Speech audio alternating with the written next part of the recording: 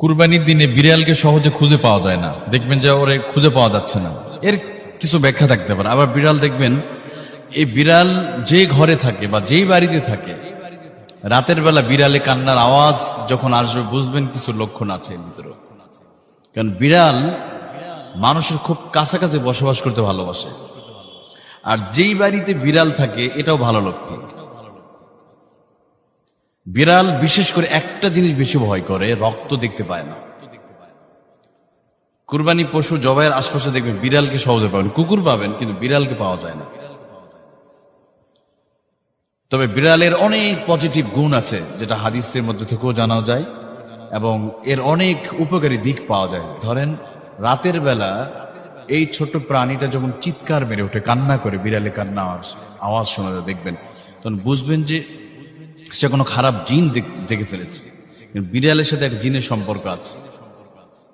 আর যখনই বিড়ালের কান্নার আওয়াজ রাতের বেলা শুনবেন বা ঘরে ছোট বাচ্চা আছে, তখন জোরে জোরে আয়াতুল কুরসি পড়বেন।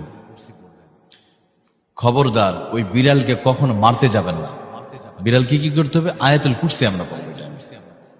আল্লাহু লা ইলাহা ইল্লা হুয়াল হাইয়ুল কাইয়্যুম লা তা'খুযুহু সিনাতুন ওয়া লা নাওম লাহু মা ফিস সামাওয়াতি ওয়া মা ফিল আরদ পড়বেন। তাহলে খারাপ জিন যদি ঘরেও থাকে, বিড়াল কিন্তু এটা দেখতে পায়, দেখে কান্না করে।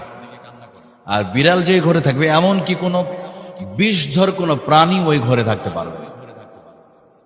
এই জন্য নবী সাল্লাল্লাহু আলাইহি ওয়াসাল্লাম তিনিও বিড়ালকে ভালোবেসেছেন। নবী সাল্লাল্লাহু আলাইহি ওয়াসাল্লাম প্রিয় সাহাবীরা বিড়ালকে ভালোবাসতেন। রাসূলুল্লাহ সাল্লাল্লাহু আলাইহি ওয়াসাল্লামের প্রিয় সাহাবী আবু হুরায়রা রাদিয়াল্লাহু আনহু, তিনি তো আবু হুরায়রা, ওনার নামই হয়েছে আবু হুরায়রা। হুরায়রা অর্থ বিড়াল, হিররাতুন, হুরায়রা আবুর অর্থ পিতা।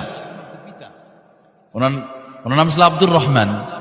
কিন্তু বিড়ালকে এত ভালোবাসতেন, একটা অনুষ্ঠানে তিনি জামার আস্তিনের সাথে বিড়ালের বাচ্চা নিয়ে চলে আসতেন। নবী সাল্লাল্লাহু আলাইহি ওয়াসাল্লাম তখন বললেন যে, ও বিড়াল ছানার পিতা আবু হুরায়রা, ও আবা হুরায়রা।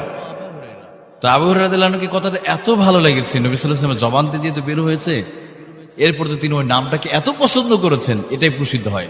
সুবহানাল্লাহ। এই জন্য দেখবেন অধিকাংশ হাদিস বর্ণনা করেছে, 5945টা হাদিস বর্ণনা করেছে আবু হুরায়রা রাদিয়াল্লাহু আনহু। দেখবেন যে ওয়ান আবি হুরায়রা রাদিয়াল্লাহু আনহু